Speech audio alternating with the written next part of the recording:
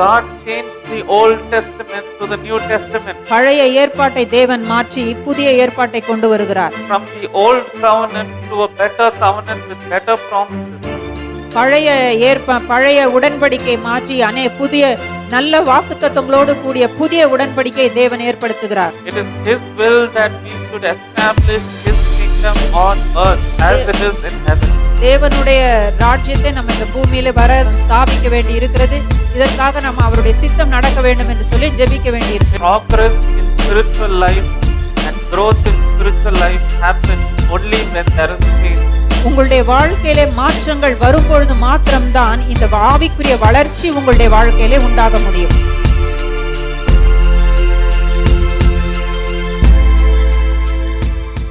So today we are going to meditate on spiritual progress and development in a believer. ஒரு விசுவாசியினுடைய வாழ்க்கையிலே ஆவிக்குரிய வாழ்க்கையினுடைய அந்த வளர்ச்சியை குறித்து தான் இன்றைக்கு பார்க்க போகிறோம். The spiritual development will obviously result in the physical manifestation.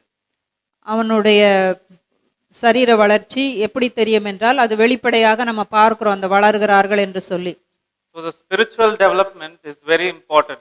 அதே போலவே ஆவிக்குரிய வாழ்க்கையிலும் வளர்கிறது மிகவும் முக்கியம். So let's look at Proverbs chapter 4 verses 18. நீதிமொழிகளின் புத்தகம் 4ஆம் அதிகாரம் 18வது வசனத்தை நம்ம வாசிக்க கேட்கலாம். But the path of the just is as the shining light that shineth more and more unto the perfect day. நீதிமான்களுடைய பாதை நடுப்பகல் வரைக்கும் அதிகமாய் பிரகாசிக்கிற சூரிய பிரகாசம் போலிருக்கும். So today God is teaching each and every one of us that for a believer this is how the life should be. ஆகவே இன்றைக்கு ஒவ்வொரு விசுவாசிக்கும் அந்த விசுவாசினுடைய வாழ்க்கை இவ்விதமாகத்தான் இருக்க வேண்டும் என்கிறதை அவர் கற்றுக் கொடுக்கிறார். The path of the just is as the shining light which progress more and more unto the perfect day. ஒரு நீதிமான்களுடைய பாதை நடுப்பகல் வரைக்கும் அதிகமாய் பிரகாசிக்கிற சூரிய பிரகாசம் போலிருக்கும். It will keep progressing. அது தொடர்ந்து வளர்ந்து கொண்டே வர வேண்டும். It will not be stagnant. அது ஒரு குறிப்பிட்ட காரியத்திலே நின்று விடுகிறதாக இருக்கக்கூடாது. That is why this scripture is here for us. ஆகவேதான் இந்த வசனம் விதமாக கூறுகிறது. It indicates that we are not destined to remain in a constant state. நாம ஒரு குறிப்பிட்ட நிலையிலேயே அப்படியே இருந்து விடுகிறது அப்படி கூடாது என்றது தான் அது சொல்கிறது. He has promised us great blessings and he has given us the commandment to multiply and to increase. நாம் பெருகி செழிக்கத்தக்கதாக வாக்குத்தத்தங்களை தேவன் நமக்கு கொடுத்திருக்கிறார். He has asked us to be fruitful and to multiply. கனி கொடுக்கவும் அதிகமாக பெருகி விருத்தி அடையவும் வேண்டும் என்று தேவன் நமக்கு அவிதமாக கொடுத்திருக்கிறார். But today in our Christian life we never look for a progress or for growth. நாம் நம்முடைய கிறிஸ்தவ வாழ்க்கையை சிறிது பார்ப்போம் என்றால் அவிதமான ஒரு வளர்ச்சி இல்லாமல் இருக்கிறது. We always remain constant. We don't learn new things. புதிய காரியத்தை கற்றுக்கொள்ளாமல் எதை நாம் இதுவரைக்கும் அறிந்திருக்கிறோமோ அதே நிலைமையிலே இருந்து கொண்டிருக்கிறோம். But as a believer it is very important for us. ஆனால் ஒரு விசுவாசிக்கு வளர்ச்சி தேவை. So why is progress and development necessary for each and everyone? ஏன் வளர்ந்து கொண்டே போய் நீங்கள் அதிகமாக முன்னேற வேண்டியது முக்கியமாக இருக்கிறது? The first point is because a believer's progress and development makes a severe impact in the kingdom of God, in the spiritual realm. நீங்கள் ஆவிக்குரிய வாழ்க்கையிலே வளர்ந்து நீங்கள் முன்னேறி போகிறது தேவனுடைய ராஜ்யத்திலே ஒரு முக்கியமான ஒரு காரியமாக இருக்கிறது. You and I don't see the spiritual world. நாம் ஆவிக்குரிய உலகத்தை பார்க்கவில்லை. You and I don't focus on the spiritual things. ஆகவே அந்த ஆவிக்குரிய அந்த உலகத்திலே என்ன நடக்கிறது என்று சொல்லி நாம் கவனம் வைக்கிறதும் இல்லை. But the spirit world is indeed very true. ஆனால் ஆவிக்குரிய உலகம் என்பது நிச்சயமாக இருக்கிற ஒன்று. Because the Bible says in Ephesians chapter 6 verses 12.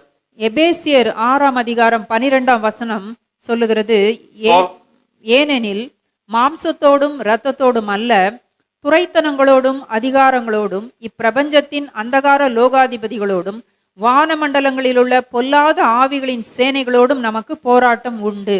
For we wrestle not against flesh and blood, but against principalities, against powers, against the rulers of the darkness of this world, against spiritual wickedness in high places. So this verse here clearly indicates that our warfare is not of flesh and blood. ஆகவே இந்த வசனம் தெளிவாக சொல்லுகிறது நம்முடைய அந்த ஆவிக்குரிய யுத்தம் மாம்சத்தோடும் இரத்தத்தோடும் இல்லவே இல்லை. So the progress of a believer creates a severe impact in the spiritual realm. ஆகவே உன்னுடைய ஆவிக்குரிய வாழ்க்கையினுடைய ஒரு வளர்ச்சி இவ்விதமாக இந்த ஆவிக்குரிய உலகத்திலே ஒரு முக்கிய ஒரு பெரிய தாக்கத்தையே உண்டு பண்ணி விடுகிறது. With our physical eyes we may not see what is happening, but in the spiritual realm, even right now while we are delivering this message, there is something happening in the spiritual. நம்முடைய மாம்ச கண்களினாலே இந்த உலகத்தினுடைய காரியத்தை அங்கே என்ன நடக்கிறது என்று நம்மளால் இப்பொழுது பார்க்க முடியாவிட்டாலும் நிச்சயமாக இந்த செய்தி கொடுத்து கொண்டிருக்கிற நேரத்திலேயே அந்த உலகத்திலே சில விஷயங்கள் நடந்து கொண்டுதான் இருக்கிறது, சில தாக்கம் ஏற்படுகிறது. So why should we have this progress and development? எதனால் நாம் இவ்விதமாக ஆவிக்குரிய வாழ்க்கையிலே வளர்ந்து முன்னேற வேண்டும்? The first thing is to fulfill the Father's will and purpose in our life.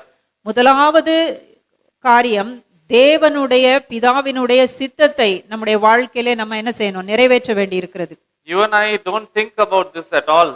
இதை குறித்து நாம் யோசிக்கிறதே இல்லை. We are just busy with our lives. நம்முடைய வாழ்க்கையினுடைய அன்றாட அலுவல்களிலே நாம் அதிகமாக பிஸியாக இருக்கிறோம். But God has told us in Proverbs that it is the way that it has to progress into a shining light. இந்த நீதிமொழிகள் 4 நம்ம பார்த்தது போல தேவன் என்ன சொல்லுகிறார்? நம்ம இந்த பிரகாசமாக இருக்கிற அந்த வெளிச்சத்தை போல நம்ம அதிகரித்து கொண்டே இருக்க வேண்டும். So remember in 1 John chapter 3 verses 8, 1 யோவான் 3ஆம் அதிகாரம் 8ஆம் வசனத்திலே it says that Jesus has come to destroy the works of the devil. இயேசு இந்த பூமியில் இருக்கக்கூடிய அந்த சாத்தானுடைய கிரியைகளை அழிக்கும்படியாகவே தேவகுமாரன் பூமிக்கு வந்தார் என்று வேதவசனம் சொல்லுகிறது. So that indicates the purpose why he came on earth. எதற்காக அவருக்கு பூமிக்கு வந்தார் என்கிற அந்த ஒரு காரணத்தை அது வெளிப்படுத்தி காண்பிக்கிறது. But for Jesus to fulfill the Father's will, இயேசு பிதாவின் சித்தத்தை நிறைவேற்றவும் he had to progress in his life. அவர் தன்னுடைய வாழ்க்கையிலே ஆவிக்குரிய வாழ்க்கையிலே அவர் முன்னேறி போகிறார். He had to develop himself in the spirit. ஆகவே தன்னுடைய ஆவியிலே அவர் தன்னை வளர்த்திக் கொள்கிறார். He had to increase, he had to mature. அதிலே அவர் வளர்ந்து ஒரு முதிர்ச்சியான ஒரு நிலைமைக்கு அவரும் வர வேண்டி இருக்கிறது. So let's look at Luke chapter 2 verses 40. லூக்கா எழுதின சுவிசேஷம் 2ஆம் அதிகாரம் 40வது வசனத்தை பார்க்கலாம். It says about Jesus, அந்த வசனம் சொல்லுகிறது, இயேசு and the child grew and waxed strong in spirit, filled with wisdom, and the grace of God was upon him.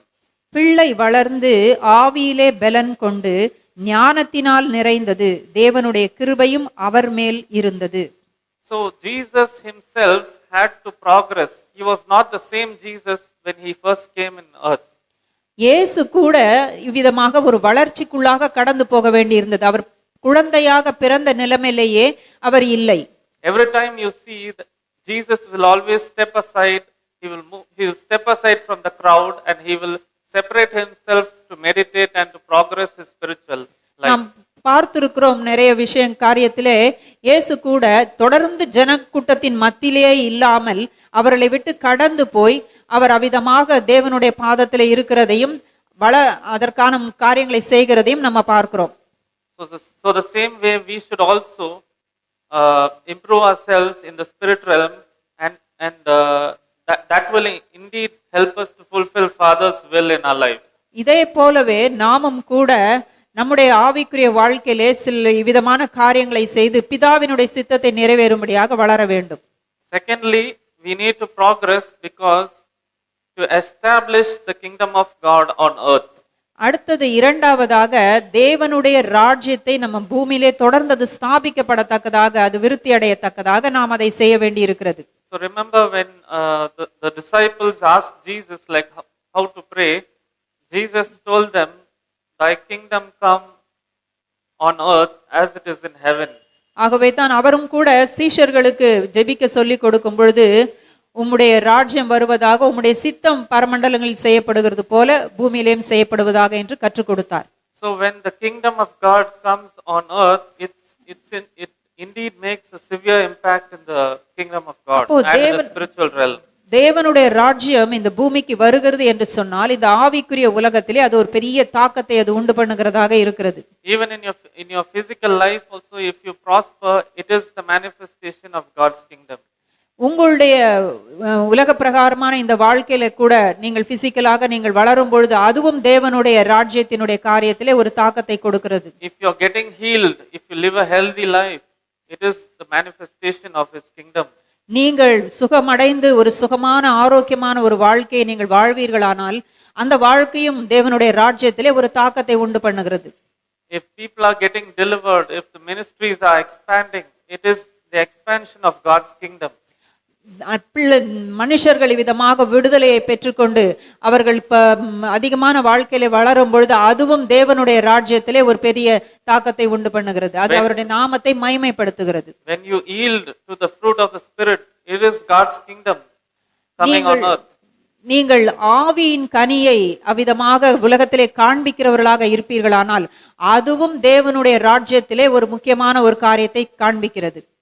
So right now we understood that how it is important to progress. ஆகவே இப்பொழுது நம்ம பார்த்தோம் எதற்காக இவ்விதமாக நம்ம வளர்ச்சி அடைய வேண்டும் என்று சொல்லி. But we are actually facing the challenge to implement this in our life. ஆனால் இந்த ஒரு சவாலாக இருக்கிறது, இதை எப்படி செயல்படுத்துவது என்பதுதான். Because countless times we keep hearing the message, we keep hearing sermons, but we don't implement this in our life. அதிகமான அளவிலே செய்திகளை கேட்கிறோம், ஆனால் அவைகளை நம்மளால நடைமுறையிலே செய்ய முடியவில்லை. So that is why the Bible says in the book of James chapter 1 verses 22, யாக்கோபு 1ஆம் அதிகாரம் 22ஆம் வசனம் சொல்லுகிறது, be ye doers of the word and not hearers only. அல்லாமலும் நீங்கள் உங்களை வஞ்சியாதபடிக்கு திருவசனத்தை கேட்கிறவர்களாய் மாத்திரம் அல்ல, அதன்படி செய்கிறவர்களாயும் இருங்கள். It is it's like deceiving yourself. இது முற்றிலுமாக உங்களை வஞ்சிக்கிற ஒரு காரியமாக காணப்படுகிறது. So when you hear God's word, you have to progress, you have to change. நீங்கள் தேவனுடைய வார்த்தையை கேட்கும் பொழுது அதோடு நின்று விடாமல் நீங்கள் ஒரு மாற்றத்துக்குள்ளாக கடந்து போய் நீங்கள் வளர வேண்டும். But I see many Christians, they hear the sermon, God teaches them various things, but people are just not changing, willing to change. They're stubborn. அவர்கள் தங்களுடைய கடினமான இருதயத்தினாலே அநேகர் செய்தியை கேட்டாலும் அதை படி செய்வதற்கு தங்களை விட்டு கொடுக்கிறது இல்லை. The Holy Spirit may speak and tell or teach some things to you, but you are not willing to change. பரிசுத்த ஆவியானவர் உங்களிடத்திலே பேசி இருப்பார், ஆனால் அதன் தங்களை மாற்றிக்கொள்ள விருப்பம் இல்லாமல் ஒருவேளை நீங்கள் இருக்கலாம். Progress in spiritual life and growth in spiritual life happens only when there is change. உங்களுடைய வாழ்க்கையிலே மாற்றங்கள் வரும்பொழுது மாத்திரம்தான் இந்த ஆவிக்குரிய வளர்ச்சி உங்களுடைய வாழ்க்கையிலே உண்டாக முடியும். We listen to thousands of sermons, but we hardly don't implement even 5% of it in our lives. நாம் கேட்கிற இந்த செய்திகளை, தேவனுடைய இந்த செய்திகளிலே 5% கூட நம்முடைய வாழ்க்கையில நாம் செயல்படுத்துகிறதே கிடையாது. That is why nobody follows this verse, James 1 chapter 2. ஆகவேதான் யாக்கோபு chapter 1 verses 22. யாக்கோபு 1:22 சொல்லப்பட்டிருக்கிற இந்த வசனத்தை அநேகர் கைக்கொள்ளாமல் இருக்கிறார்கள். Don't only hear the voice of God, but do what he says you to do. நீங்கள் தேவனுடைய சத்தத்தை மாத்திரம் கேட்கிறவர்களாக இருந்தால் போதாது, அதன்படி செய்கிறவர்களாக கட்டாயம் இருக்க வேண்டும். Because God's word cannot remain idle. தேவனுடைய வார்த்தை அப்படியே ஒரு செயலற்ற ஒரு நிலைமையில ஒரே அப்படியே காணப்படக்கூடாது. It has to do something in you. அது உங்களுடைய வாழ்க்கையில ஒரு காரியத்தை அதுவும் செய்ய வேண்டி இருக்கிறது. It cannot remain idle, but it will help you to progress and to change. அந்த வார்த்தை உங்களுக்கு உதவி செய்யும் நீங்கள் ஆவிக்குரிய வாழ்க்கையிலே வளர்ந்து முன்னேறுகிறதற்கு. The same Samuel cannot be the same Samuel after 5 years. நான் ஒரு 5 வருடங்களுக்கு பின்பாக நான் பார்ப்பேன் என்று சொன்னால் சாமுவேல் ஆகிய நான் அப்படியே இருக்க கூடாது. Brother Moses who leads the worship, he cannot be the same like how he was 5 years back, and now we see a different. We have to see progress. ஆராதனை நடத்தின சகோதரனும் கூட இதே ஆவிக்குரிய நிலைமையில இருக்க கூடாது.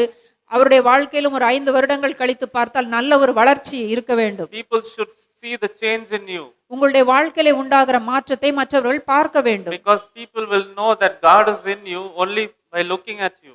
உங்களை பார்ப்பதில் உங்களிலே இருக்கிற அந்த மாற்றங்களை பார்த்து தான் உங்களிலே தேவன் இருக்கிறார் என்பதை மற்றவர்கள் புரிந்து கொள்ள முடியும். People should know that, oh, you're different. மற்றவர்கள் பார்த்து, ஓ, இந்த மனிதன் ஒரு வித்தியாசமான ஒரு மனிதன் என்று சொல்ல வேண்டும். Last year you were like this, but this year you're so mature. கடந்த வருடத்திலே இந்த மனிதன் இப்படி இருந்தான், ஆனால் இந்த வருடத்திலே இவன் அதிகமாக வளர்ந்த முதிர்ச்சி உடையவனாய் இருக்கிறான் என்று சொல்ல வேண்டும். I am amazed to see your faith. People should say that. உங்களுடைய விசுவாசத்தை அவர்கள் பார்த்து அதை சொல்ல வேண்டும். So that is why we see in the Proverbs it says, the path of the just is as a shining light which keeps progressing. It will get more and more brighter. அதனால் தான் நீதிமொழிகள் 4:18 சொல்லப்பட்டது போல அந்த பிரகாசம் சூரிய அந்த ஒளிச்சமானது எப்படி இருக்கிறது, பிரகாசம் அடைந்து கொண்டே போகிறது. அதே போல உங்களுடைய வாழ்க்கையிலே ஆவிக்குரிய வாழ்க்கையிலே ஒரு முன்னேற்றம் தேவை. If your spiritual life and your physical life is not showing any progress, then something is wrong. உங்களுடைய பிசிக்கலாகவும் சரி, மாம்சீகமாகவும் ஆவிக்குரிய காரியத்திலும் ஒரு முன்னேற்றம் இல்லை என்று சொன்னால் ஏதோ ஒரு தவறு இருந்து கொண்டு இருக்கிறது. That's why in the book of Romans chapter 12 verses 2, ஆகவேதான் ரோமருக்கு எழுதின நிருபம், பவுல் எழுதின நிருபம் 12:2 சொல்லுகிறது, it says, and be not conformed of this world, but be ye transformed by the renewing of your mind. நீங்கள் இந்த பிரபஞ்சத்திற்கு ஒத்த வேஷம் தரியாமல் தேவனுடைய நன்மையும் பிரியமும் பரிபூரணமான சித்தமும் இன்னதென்று பகுத்தறியத்தக்கதாக உங்கள் மனம் புதிதாகிறதினாலே மறுரூபமாகுங்கள். That ye may prove what is that good and acceptable and perfect will of God. So then only you will understand, and then only you will prove what is the perfect will of God in your life. அப்பொழுதுதான் உங்களால் தேவனுடைய சித்தம் என்னவென்று சொல்லி சரியாக காண்பிக்க முடியும். If you are not renewing your mind and if you just keep hearing the messages and there is no progress, then you are not perfecting the will of God in your life. நீங்கள் உங்களுடைய சிந்தையை புதிதாக்கி உங்களுடைய வாழ்க்கையிலே ஒரு முன்னேற்றத்தை காண்பிக்காவிட்டால் நீங்கள் அப்படியே பரிபூர்ணமான அந்த நிலைமைக்குள் வர முடியாத சூழ்நிலையிலே நீங்கள் காணப்படுவீர்கள். That's why he says, don't be conformed of the worldly patterns. இந்த உலகத்துக்கு ஒத்த வேஷம் தரிக்க வேண்டாம் என்று அதனால் தான் அவர் சொல்லுகிறார். Don't settle for the normal. நீங்கள் ஏதோ ஒரு எல்லாரையும் போல ஒரு சாதாரணமான ஒரு வாழ்க்கை வாழுகிறதிலே திருப்தி அடைந்து விடாதீர்கள். God has chosen you for a divine purpose. உங்களை தேவன் ஒரு குறிப்பிட்ட நோக்கத்தோடு கூட தெரிந்து வைத்திருக்கிறார். God has chosen you and me for divine increase.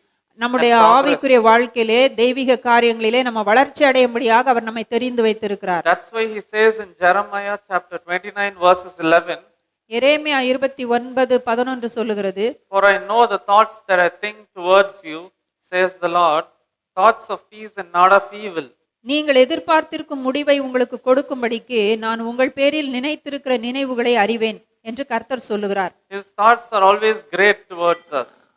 அவைகள் தீமைக்கல்ல, சமாதானத்துக்கு ஏதுவான நினைவுகளே. அவைகளெல்லாம் நல்ல நினைவுகளாக இருக்கிறது, தேவனுடைய நினைவுகள். His thoughts are always for us to progress and improve. நாம் முன்னேறும்படியாகவும் நம் வாழ்க்கையிலே எல்லா விருத்தியும் அடையும்படியாகவுமே அவர் விரும்புகிறார். If you're still stubborn and you're not increasing in the spiritual realm, then there is absolutely no use for living. நீங்கள் தொடர்ந்து கடின இருதயத்தோடு கூட இருந்து நீங்கள் ஆவிக்குரிய வாழ்க்கையிலே வளராமல் இருப்பீர்கள் என்று சொன்னால் அது எந்த பிரயோஜனத்திற்கும், அது எந்த விதத்திலும் பிரயோஜனப்படாது. There is no reason for being a Christian. அது ஒரு கிறிஸ்தவர்கள் என்று நீங்கள் சொல்லிக் கொள்வதே அர்த்தமில்லாமல் இருக்கும். Because even the non-Christians are also like this. இயேசுவை அறியாதவர்களும் கூட அப்படித்தான் இருந்து கொண்டிருக்கிறார்கள். They live a meaningless life. ஒரு அர்த்தமற்ற ஒரு வாழ்க்கையை அவர்கள் வாழ்ந்து கொண்டிருக்கிறார்கள். They have no hope. அவர்களுக்கு நம்பிக்கையே கிடையாது. They have no progress. அவங்களுடைய வாழ்க்கையில முன்னேற்றம் கிடையாது.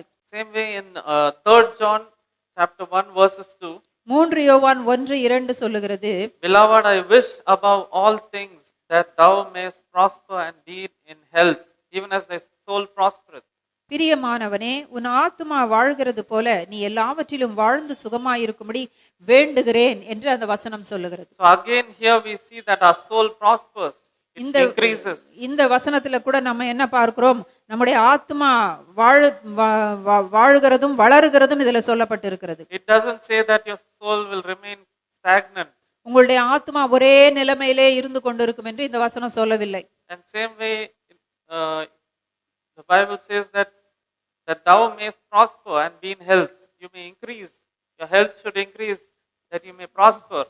உங்களுடைய எல்லா காரியங்களும் பெருக வேண்டும். உங்களுடைய ஹெல்த், உங்களுடைய சுகம் எல்லாம் பெருகி நீங்கள் முன்னேறி போக வேண்டும் என்றுதான் இந்த வசனம் சொல்லுகிறது. If you don't have this mindset, if you're not renewing your mind, then there is absolutely no use of being a Christian. ஆகவே இதை குறித்து நீங்கள் உங்களுடைய சிந்தையை நீங்கள் மாற்றிக்கொள்ளாவிட்டால் ஒரு கிறிஸ்தவர்கள் என்று சொல்லுகிறதுல நமக்கு அர்த்தம் இல்லாமல் இருக்கும். We are not following what James 1:22 says. யாக்கோபு 1:22 சொல்லப்பட்டது நம்ம பின்பற்றாதவர்களாக காணப்படுவோம். We only hear the messages, but we don't execute it in our lives. செய்திகளை கேட்பவர்களாக இருப்போம், ஆனால் செய்யாத நபர்களாக காணப்படுவோம். We hear the voice of God, but we are so stubborn that we don't change. தேவ சத்தத்தையும் கேட்போம், ஆனால் நம்மை மாற்றிக்கொள்ளவே மாட்டோம். That's why it says in Proverbs chapter 23 verses 7. ஆகவேதான் நீதிமொழிகள் 22:7 சொல்லுகிறது. For as he thinketh in his heart, so is he. 23:7 அவன் இருதயத்தின் நினைவு எப்படியோ அப்படியே அவன் இருக்கிறான். So that's how a person will be. That's what the Bible says. How you think, that's how you will be. நீங்க எப்படி நினைக்கிறீங்களோ அப்படித்தான் நீங்கள் இருப்பீங்க. If you don't want to contribute to God's kingdom, then you will not be doing anything. நீங்கள் தேவ ராஜ்யத்தின் மேலே உங்களுடைய நினைவுகளை திருப்பாவிட்டால் நீங்கள் அப்படித்தான் இருப்பீர்கள். Because Jesus told you and me to pray for that. ஆகவே அந்த காரியங்களுக்காக ஜெபிக்க சொல்லியும் தேவன் சொல்லி இருக்கிறார். It is his will that we should establish his kingdom on earth as it is in heaven. தேவனுடைய ராஜ்யத்தை நம்ம இந்த பூமியில ஸ்தாபிக்க வேண்டி இருக்கிறது. இதற்காக நம்ம அவருடைய சித்தம் நடக்க வேண்டும் என்று சொல்லி ஜெபிக்க வேண்டி இருக்கிறது. His will should prevail here on earth. ஆகவே அவருடைய சித்தம் பரிபூரணமாக பூமியிலே நடக்க வேண்டும். There is something happening in the spirit realm. ஆகவேதான் ஆவிக்குரிய உலகத்திலே சில காரியங்கள் நடந்து கொண்டேதான் இருக்கிறது. His kingdom should establish here on earth. அவருடைய ராஜ்யம் முற்றிலும் முடிய பூமியிலே ஸ்தாபிக்கப்பட வேண்டும். If you are not willing to change, then there is no contribution from your end to God's kingdom. நீங்கள் உங்களுடைய வாழ்க்கையில நல்ல மாற்றங்களை கொண்டு வராவிட்டால் தேவ ராஜ்யம் பூமியிலே ஸ்தாபிக்கப்படுகிறதற்கு நீங்கள் சரியாக எதையும் செய்யாதவர்களாக இருப்பீர்கள். God called Abram and he renamed him as Abraham. ஆபிரகாமை தேவன் அழைத்தார், பின்பாக அவனுடைய பெயரை மாற்றி ஆபிராமை அழைத்தார், அவன் பெயரை மாற்றி ஆபிரகாம் என்று சொன்னார். So why did God actually do this? ஏன் தேவன் அதை செய்ய வேண்டும்? Because he wants Abraham to increase, to be the father of all nations. Abraham அநேக ஜாதிகளுக்கு தகப்பனாய் இருக்க வேண்டும் என்று சொல்லி தான் அதை தேவன் செய்தார். Same way he commanded Adam and Eve to multiply and to increase. அதே போலதான் ஆதாம் ஏவாளை பார்த்து சொன்னார், நீங்கள் பலுகி பெருக வேண்டும் என்று சொன்னார். So it is divine purpose is to increase, to grow, to prosper. ஒவ்வொரு காரியத்திலும் தேவனுடைய சித்தம் இவ்விதமாக நம்ம வளர்ந்து பெருகுகிறது அதுல சொல்லப்பட்டு இருக்கிறது. Same way for Noah. அதே போலதான் நோவாவை குறித்தும் சொல்லி இருக்கிறது. And same way in Matthew chapter 25, மத்தேயு 25ஆம் அதிகாரத்திலே verses 14, 14வது வசனம் சொல்லுகிறது. Here we see Jesus is giving us a parable. இந்த இடத்துல இயேசு ஒரு உவமையை சொல்லுகிறார். This is a very important parable here. மிகவும் முக்கியமான ஒரு உவமை. Here we see that God is giving the talents to his servants. இந்த இடத்துல நம்ம பார்க்கிறோம் தன்னுடைய ஊழியக்காரர்களுக்கு அவர் சில காரியங்களை கொடுக்கிறார். So here we see in Matthew 25 verses 14, 25:14 மத்தேயு சொல்லுகிறது. So the reason why God gave this parable, you can find it here. இந்த இடத்துல இந்த தாலந்துகளை அவர் கொடுக்கிறார் என்று சொல்லுகிற இந்த உவமைக்கான காரணம் என்ன என்று இந்த வசனம் சொல்லுகிறது. Yeah, here he is telling how the kingdom of heaven works. How the kingdom of God works in this verse. இந்த வசனம் சொல்லுகிறது தேவனுடைய ராஜ்யம் எப்படி வேலை செய்கிறது என்பதை விளக்குகிறது. For the kingdom of heaven is as a man traveling into a far country who called his servants and delivered unto them his goods. இந்த வசனம் இவ்விதமாக சொல்லுகிறது, பரலோக ராஜ்யம் புரதேசத்துக்கு பிரயாணமாய் போகிற ஒரு மனுஷன் தன் ஊழியக்காரரை அழைத்து தன் ஆஸ்தியை அவர்கள் வசமாய் ஒப்பு கொடுத்தது போல இருக்கிறது. Jesus spoke in parables like he actually referred himself in parables. இயேசு அநேக உவமைகளை சொல்லி இந்த காரியங்களை எல்லாம் தன்னை குறித்த காரியங்களையும் அங்கு சொல்லி கற்றுக் கொடுக்கிறார். So here we see that God is actually asking a question while he comes back, and he's asking, what did you do with your talents? அவர் திரும்பி வரும்பொழுது என்ன கேட்கிறார்? உனக்கு நான் கொடுத்த அந்த ஆஸ்தியை வைத்து நீ என்ன செய்தாய் என்று சொல்லி. And he's questioning, and he's even taking the talents from the people who never multiplied, and he is rewarding the person who multiplied it with more talents. தாளந்தை உபயோகப்படுத்தாத மனிதனிடத்திலிருந்து தாளந்தை எடுத்து அதை உபயோகப்படுத்துகிற மனிதர்கள் கரங்களிலே அவர் கொடுக்கிறதை நாம் அறிந்திருக்கிறோம். Here God says this is how the kingdom of God operates. இதை போலத்தான் தேவ ராஜ்யம் வேலை செய்கிறது. Are you the person with the one who never multiplied God's talents? தேவன் உங்களுக்கு கொடுத்திருக்கிற தாளந்துகளை நீங்கள் விருத்தி பண்ணாத நபராக காணப்படுகிறீர்களா? But God here is saying that he loves the person who multiplies. அதிலே நீங்கள் பெருகுகிறவர்களாக இருக்கிறவர்களை தேவன் நேசிக்கிறார். God likes the person who shows progress and development or increase. அந்த தாளந்துகளை வைத்து அதை அதிகமாக விருத்தி அடைய பண்ணுகிற மனுஷனை குறித்து அவர் அதிகமாக விரும்புகிறார். He even says, cast that person in fire, the person who didn't progress. அந்த தாளந்தை விருத்தி செய்யாதவனை அக்கினியிலே போடும்படியாக தேவன் கட்டளையிடுகிறார். He is telling he is an unfaithful servant. அவன் உண்மையில்லாத ஒரு ஊழியக்காரன் என்று சொல்லுகிறார். He says this is how the kingdom of heaven operates. இதை போலத்தான் தேவ ராஜ்யம் வேலை செய்கிறது என்று இந்த ஓமையை சுட்டி காண்பிக்கிறார். But this is how we are so casual in our life that we forget, we don't listen to what God says, and we don't change. We don't show increase. We don't show progress. We don't show development in our spiritual life. அந்த ஒரு தாளந்தை வைத்தவனை போலதான் நாமும் கூட என்ன செய்து கொண்டிருக்கிறோம்? தேவனுடைய காரியத்திலே நம்முடைய கவனத்தை செலுத்தாதபடிக்கு, அதை இன்னும் வளர்ச்சி அடைய செய்யாதபடி, உபயோகப்படுத்தாதபடிக்கு அதே நிலைமையிலே அப்படியே இருந்து கொண்டிருக்கிறோம். The Bible shows the importance of learning a lesson from different things from past. நம்முடைய கடந்த காலங்களினுடைய நிகழ்வுகளை வைத்தும் நாம் நிச்சயமாக சில காரியங்களை நம்ம கற்றுக்கொள்ளுகிறதே வேதம் சொல்லுகிறது. Even in Romans chapter 15 verses 4 we see, ரோமர் 15:4 சொல்லுகிறது, for whatsoever things were written aforetime were written for our learning. தேவ வசனத்தினால் முன்பு சொல்லப்பட்டவைகள் எல்லாம் நம்முடைய வாழ்க்கையினுடைய காரியங்களுக்காக அது சொல்லப்பட்டிருக்கிறது என்று சொல்லி வேதம் சொல்லுகிறது. பழைய காரியங்கள். It says all those things were written for our learning. அவைகள் நமக்கு போதனைகளாக எழுதப்பட்டிருக்கிறது. Do you have this learning attitude? உங்களிடத்திலே விதமாக அந்த போதனைகளை கற்றுக்கொள்ளுகிற ஒரு தன்மை இருக்கிறதா? Do you have the attitude to learn and implement that in your life? That's what James says. Not only hearing but be doers of the word. அந்த போதனைகளை நீங்கள் கற்றுக்கொண்டு அதை உங்களுடைய வாழ்க்கையிலே செயல்படுத்தும்படியாக நீங்கள் முயற்சிக்கிறீர்களா? அந்த யாக்கோபு என்கிற அந்த புத்தகத்திலே இதைத்தான் நம்ம பார்க்கிறோம். So don't be stubborn. ஆகவே கடின இருதயம் உள்ளவர்களாக நீங்கள் இருக்க வேண்டாம். Be with a free spirit to listen and to implement it in your life.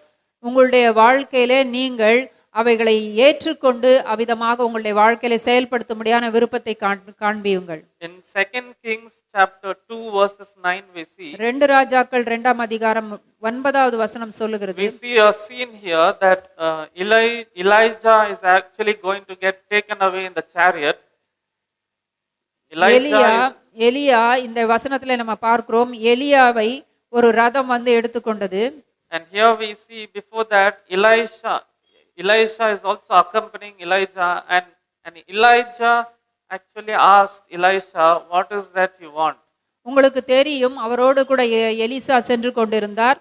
அந்த நேரத்திலே எலியா வந்து எலிசாவை பார்த்து கேட்கிறார், உனக்கு என்ன வேண்டும் என்று சொல்லி. So some people at their deathbed, you and I should have gone through this experience. People will be in their deathbed, and before they depart, before their final time, they will ask, what is that I can do for you? மரண படுக்கையிலே இருப்பவர்கள் இடத்துல நாம அப்படிப்பட்டவர்களை பார்க்கும் பொழுது அவருடைய உறவினர்கள் கேட்பாங்க, உங்களுக்காக நாங்க என்ன செய்யணும் கடைசியில என்று சொல்லி. What is that you want me to do? நான் உங்களுக்கு என்ன செய்ய வேண்டும் என்று கேட்பார்கள். Sometimes people of higher authority, before they know that they're going to leave from their body, so they will ask the fellow believers or their very close friend or their other people who supported in the ministry, they will ask, what is that I can do for you? What should I do for you? அவ்விதமாக மரண படுக்கையில இருக்கிறவர்களை பார்த்து உயர் அதிகாரிகளோ இல்லை என்றால் ஊழியத்திலே கூட இருந்தவர்கள் எல்லாரும் கேட்பாங்க, நாங்க உங்களுக்கு கடைசியாக இப்ப என்ன செய்ய வேண்டும் என்று சொல்லி. So that time Elisha is answering and he is asking something. இல்ல அதே அந்த நேரத்திலே எலிசா ஒரு பதில் சொல்லுகிறார். He is asking for growth and progress. என்னுடைய வாழ்க்கையிலே எனக்கு முன்னேற்றம் வேண்டும், தொடர்ந்து நான் முன்னேறி போய்க்கொண்டே இருக்க வேண்டும் என்று சொல்லி அவர் கேட்கிறார். He asked for double portion anointing. எலியாவினுடைய இரட்டத்தனையான அந்த ஆவியின் வரத்தை அவர் கேட்கிறார். He didn't say give me your ministry. உங்களுடைய ஊழியத்தை எனக்கு தாங்கன்னு அவர் கேட்கல. But he says give me more. எனக்கு அதிகமாக கொடுங்கள் என்று கேட்கிறார். More than what you have. நீங்கள் உங்களிடத்துல இருக்கிறதை பார்க்கிலும் அதிகமாக எனக்கு வேண்டும் என்று கேட்கிறார். So he had a spirit that he wanted to multiply and increase. ஆகவே அவரிடத்துல இருந்த தாகம் தான் எப்படியாகிலும் விருத்தி அடைந்து பெருக வேண்டும் என்பதே.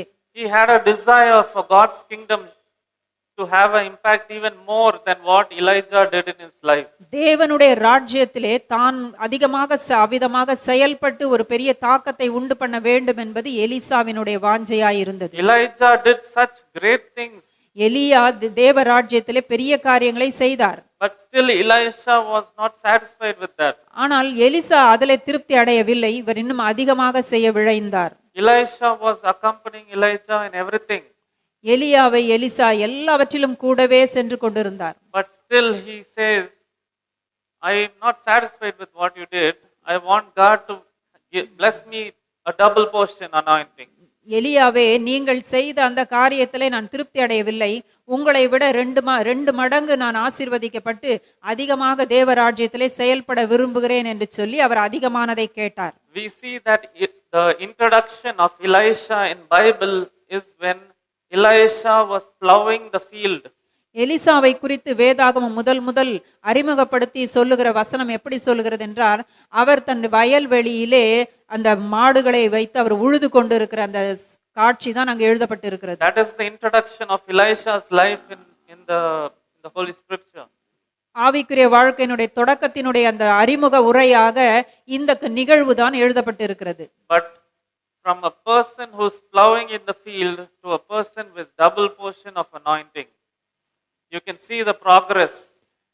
இந்த வித்தியாசத்தை பாருங்கள். வயல்வெளியிலே மாடுகளை ஏற்பூட்டி உழுது கொண்டிருந்த ஒரு எலிசாவையும் ஆவிக்குரிய வாழ்க்கையிலே எலியாவை பார்க்கிலும் அதிகமான ஆசீர்வாதத்தை பெற்றுக்கொண்டு இரட்டத்தனையான ஆவியின் வரத்தை பெற்றுக்கொண்ட எலிசாவையும் உற்று நோக்கி பாருங்கள். ஒரு பெரிய வித்தியாசம் அதிலே காணப்படும். Their life had a transformation. He was a person plowing in the field and now he has double portion anointing. நீங்கள் ஒரு பெரிய வித்தியாசத்தை பார்க்கலாம். முதல்ல விவசாயியாக இருந்த இவர் இப்பொழுது தேவனுடைய ராஜ்யத்திலே எலியாவை பார்க்கிலும் அதிகமான ஊழியத்தை செய்கிற ஒரு பெரிய ஊழியக்காரனாக இருக்கிறார். Progress requires a change in mindset or a shift in what he is currently doing to another. நீங்கள் உங்களுடைய வாழ்க்கையிலே முன்னேற வேண்டும் என்று சொல்லி இந்த ஆவிக்குரிய முன்னேற்றத்தை நீங்கள் பெற வேண்டுமானால் முதலாவது உங்களுடைய சிந்தையிலே மாற்றம் உண்டாக வேண்டும். அதன் பிறகு நீங்கள் செய்து கொண்டு இருந்து கொண்டிருக்கிற அந்த இடத்திலிருந்து நீங்கள் இடம் பெயர வேண்டியது அவசியமாக இருக்கிறது. Progress requires a holy dissatisfaction of what one is currently doing or what is his current status. நீங்கள் முன்னேற்றம் என்கிற இந்த ஆவிக்குரிய முன்னேற்றம் என்கிறது உங்களுக்குள்ளேயே எதை கொடுக்க வேண்டும் என்றால், இப்பொழுது நான் இருக்கிற இந்த நிலைமை பத்தாது, இன்னும் நான் அதிகமாக வேண்டும் என்று சொல்லக்கூடிய அந்த ஒரு உணர்வு உங்களிலே காணப்பட வேண்டும். இது பத்தாது, இது சரியில்லை, இது போதாது என்று நீங்கள் நினைத்து முன்னேறி போக வேண்டும். King David, he was introduced as a person who was a shepherd boy in the field. தாவீதை கூட, ராஜாவான தாவீதை கூட வேதாகமம் அறிமுகப்படுத்தும் பொழுது ஆடு மேய்க்கிற ஒரு பையனாகத்தான் அது நமக்கு அறிமுகப்படுத்தி காண்பிக்கிறது. From a shepherd boy to an anointed king. ஒரு ஆடு மேய்க்கிற ஒரு பையன் எப்படி எவ்வளவு தூரம் முன்னேறி போனான் என்று சொன்னால், அபிஷேகம் பண்ணப்பட்ட ஒரு ராஜாவாக அவன் முன்னேறி போயிருக்கிறான். From a shepherd man to becoming a warrior and defeating the Philistine Goliath. ஒரு சாதாரண ஒரு ஆடு மேய்க்கிறவன் எப்படி போகிறான், ஒரு பெரிய ஒரு ராட்சதனை யுத்தத்திலே மேற்கொள்ளக்கூடிய ஒருவனாக, ஒரு யுத்த வீரனாக அவன் காணப்படுகிறான். He comes and he says, "Who are you, uncircumcised Philistine?" நீங்கள் யார் என்று சொல்லி அந்த பெலிஸ்தியர்களை இவன் கேள்வி கேட்கிறான். நீ யார் என்று சொல்லி. Who are you before God? தேவனுக்கு முன்பாக நீ யார் என்று சொல்லி தாவீது கேட்கிறார். And same way we see the progress in Joseph's life. அதே போல யோசேப்பினுடைய வாழ்க்கையில கூட நீங்கள் முன்னேற்றத்தை பார்க்க முடியும். From the pit to the palace. பள்ளத்திலே விழுந்து கிடந்த ஒரு யோசேப்பு, ஆனால் அரண்மனையிலே காணப்படுகிற யோசேப்பு. God changed Simon's name to Simon Peter. சைமனுடைய அந்த பெயரை அவர் எப்படி மாற்றினார்? பேதுரு என்று சொல்லி மாற்றுகிறார். And Peter was a fisherman, and he is now getting changed to a fisher of men. நீங்கள் பாருங்கள், பேதுருவை எப்படி மாற்றி இருக்கிறார் என்றால், மீன் பிடித்த ஒரு பேதுருவை மனுஷர்களை பிடிக்கிறவனாக அவர் மாற்றிவிட்டார். So all these people were not the same like how they started.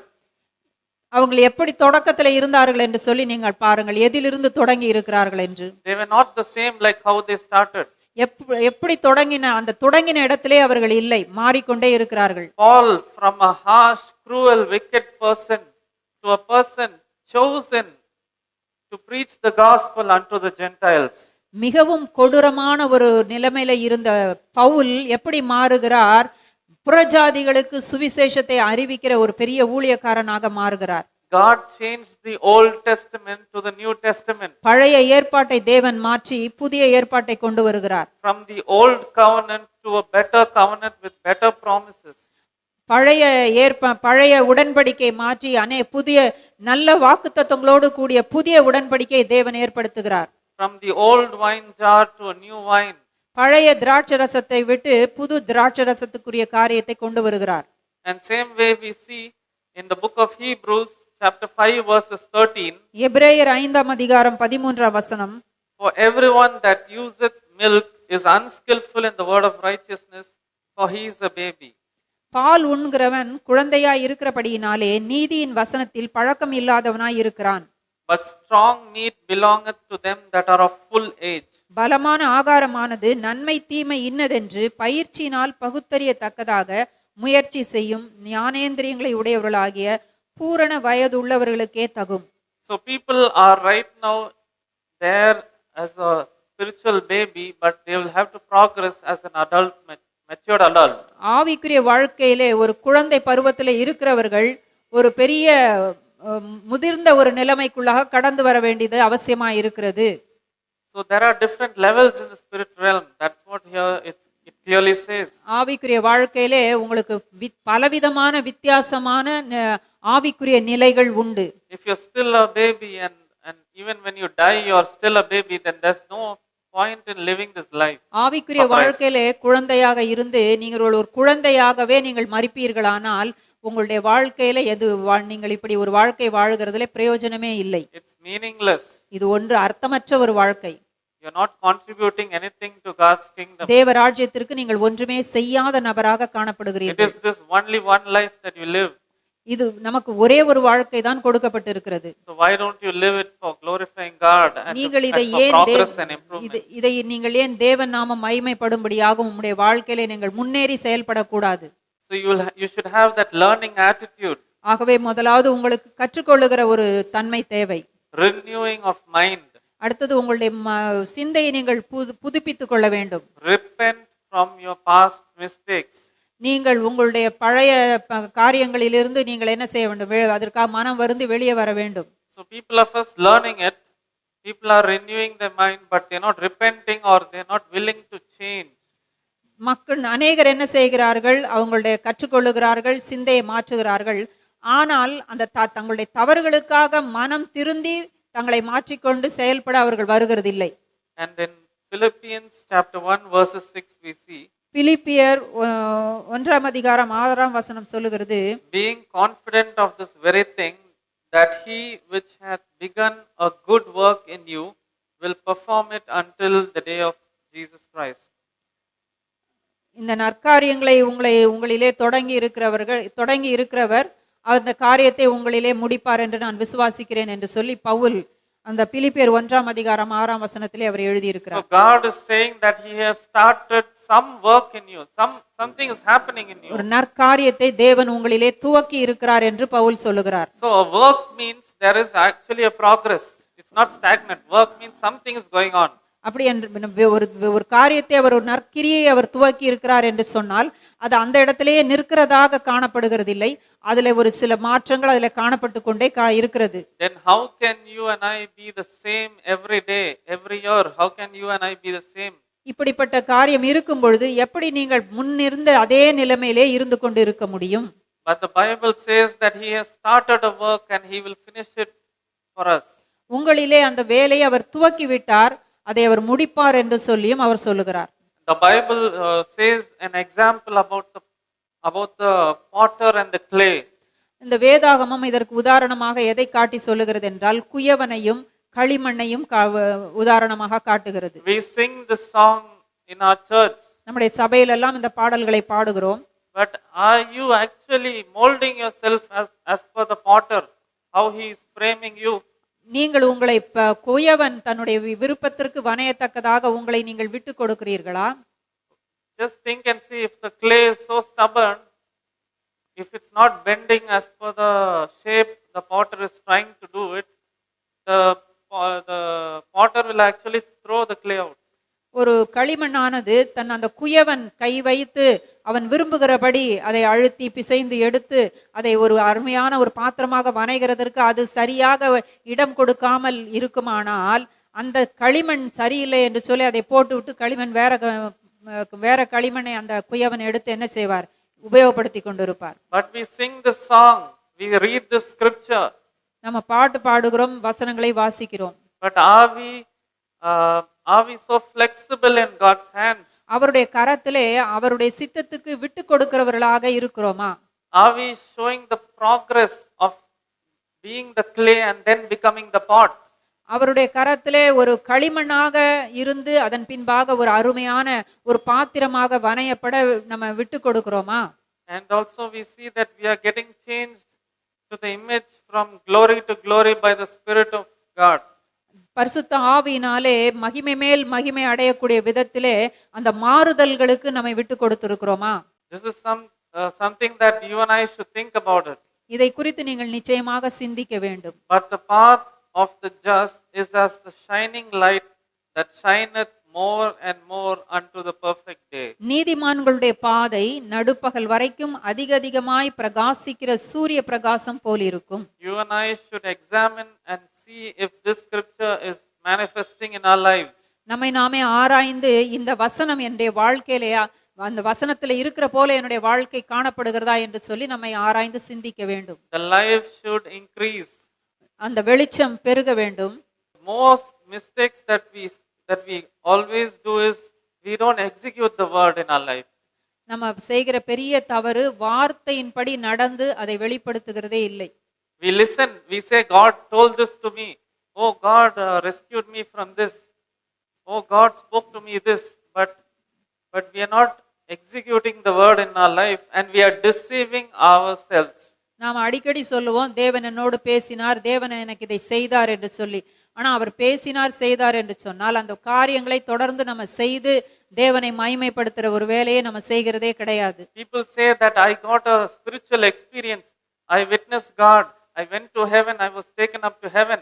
And then after 10 years you see that they will be crying. They will be grumbling for simple issues.